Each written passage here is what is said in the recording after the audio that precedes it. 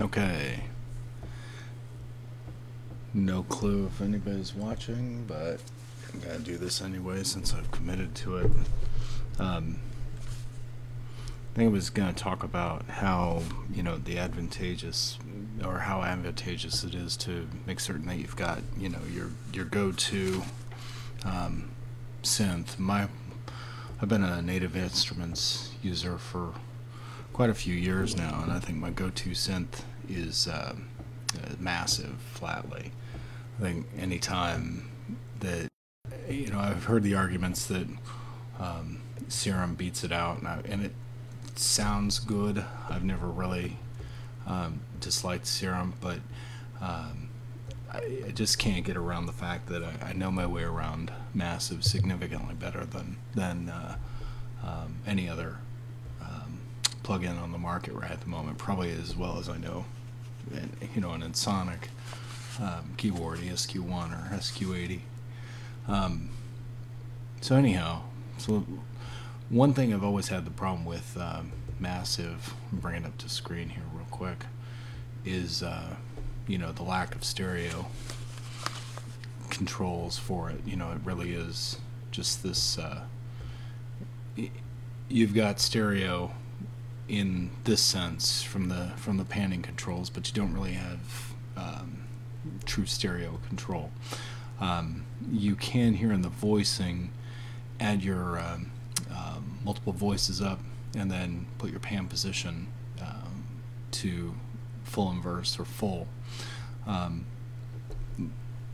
There's still a little bit of that's not quite as robust as something like Silent or Serum or those, as far as the stereo options.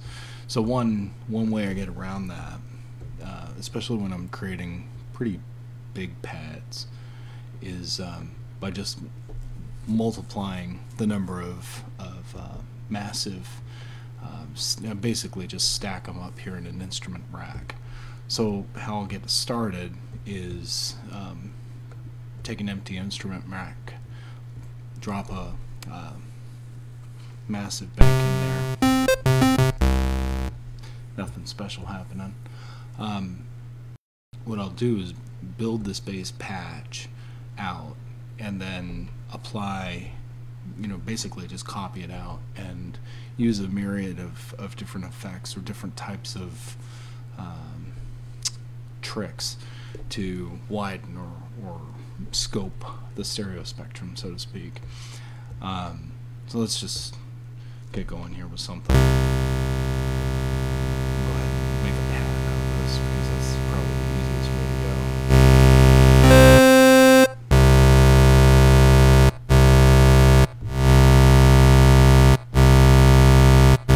Okay.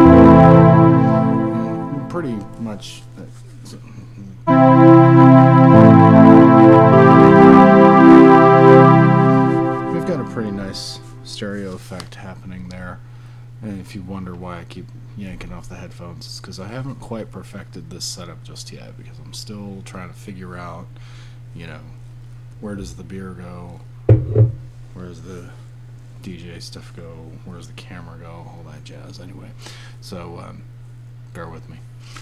How much time have I put? Okay, we really want to try to get this singled out.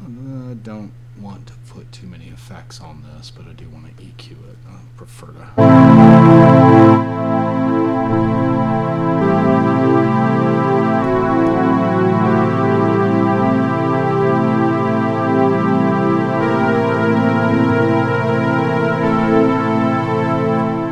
Okay.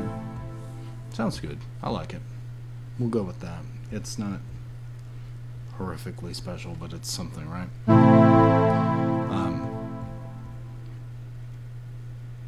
One other thing I really actually kind of want to do here is enable the delay, not synced. And you've got time left, time right, and pull it all the way to wet.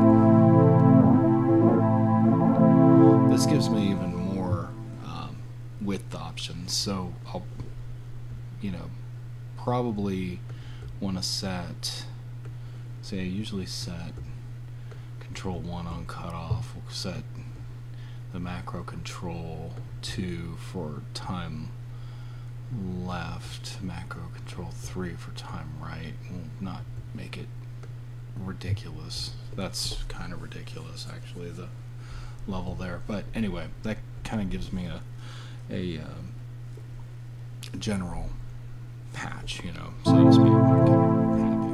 I'm pretending to be happy. Just double check and make sure that I don't like it better.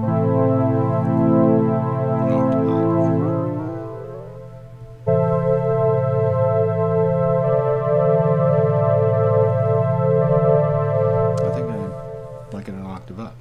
Okay, we'll stick with that. All right. So make certain too that I want to map these controls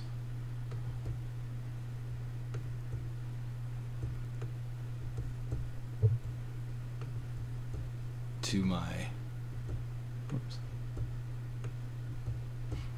I did that wrong. I want to map my controls to my macros. So touch the macro button, map it. There we go.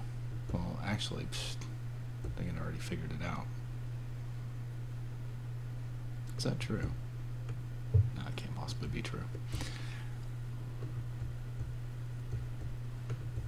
We'll just go ahead and do all three real quick.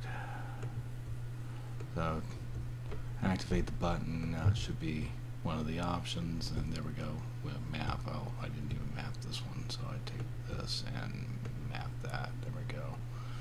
And last, could have done this all at once. There's 3, and fabulous, and we map 3 to 3. There we go. Fabulous. Okay, fantastic. We're done. All right, that's enough of that.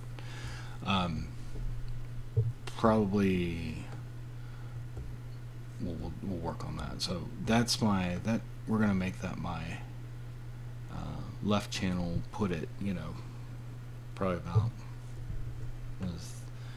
30 out of 50. Yeah.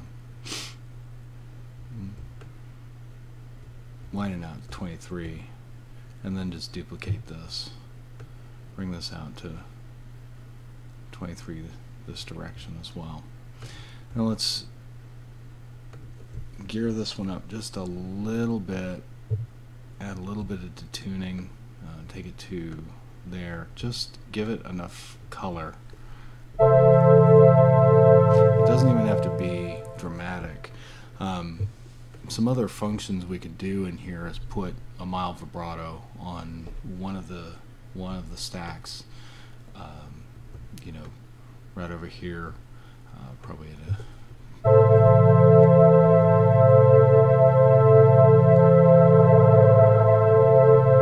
but you get the hint, right? So they're just little nuances that you could do in between the 2 to 3 to 9, however many synths you're going to stack up in this list. That'll provide your stereo spectrum. Obviously, too, you keep an eye on your CPU usage, because as you stack up these synths, we'll just show here, duplicate, we start killing the CPU pretty quickly. No, not too quickly, fortunately. So that's about it, though. That helps me. That's where I create, kind of a stereo width to this. I think one thing I'd probably like to do a little differently, though, is take those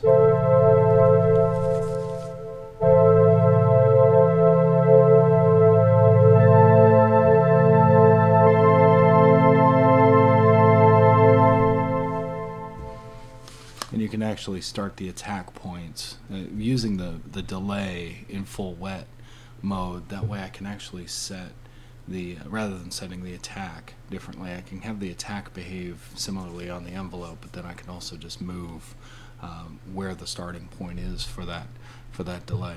Anyway, so that's a quick and dirty way to create stereo sounds, using Ableton, obviously, is instrument rack and then stacking multiple monophonics on top of that.